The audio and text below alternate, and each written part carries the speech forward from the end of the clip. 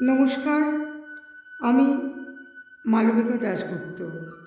আমাদের বিচিত্রা ইউটিউব চ্যানেলের পক্ষ থেকে আপনাদের জানাই স্বাগত। এই পৃথিবীতে আমরা কিছু নিয়ে আসিনি, কিছু নিয়েও যাব না। শুধু নিঃস্বার্থভাবে যেটুকু দান করতে পারি সেটুকুই আমাদের সঞ্চয়। কবিগুরু রবীন্দ্রনাথ ঠাকুরের কৃপণ কবিতাটিতে সেই কথাই বলা হয়েছে। কবিগুরু রবীন্দ্রনাথ ঠাকুরের কৃপণ। আমি ভিক্ষা করে ফিরতেছিলেম গ্রামের পথে পথে, তুমি তখন চলেছিলে তোমার স্বর্ণরথে। অপূর্ব এক স্বপ্ন সম লাগতেছিল চক্ষে মম। কি বিচিত্র শোভা তোমার, কি বিচিত্র সাজ।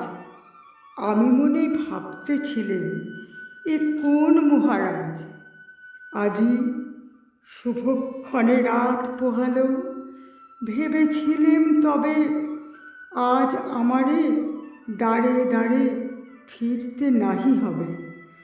বাহির হতে নাহি হতে কাহার দেখা পেলেম পথে। চলিতে রথ ধনু ধান্য ছড়াবে দুই ধারে।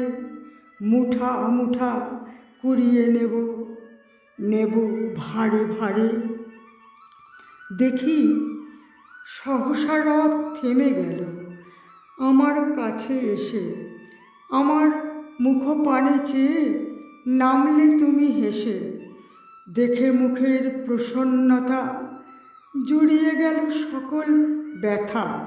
হেনকালে কিসের লাগি তুমি অকস্মাৎ আমায় কিছু দাও গো বলে বাড়িয়ে দিলে হাত। মরি এ কি কথা রাজাধিরাজ, আমায় দাও গো কিছু।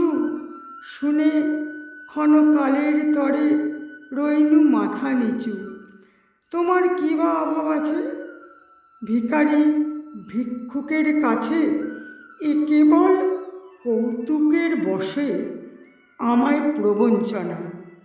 ঝুলি হতে দিলেম তুলে একটি ছোট কণা।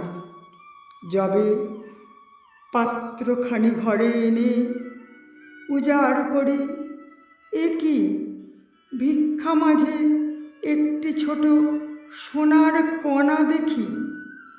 দিলেম যার আজ ভিখারিরে, স্বর্ণ হয়ে এলো ফিরে।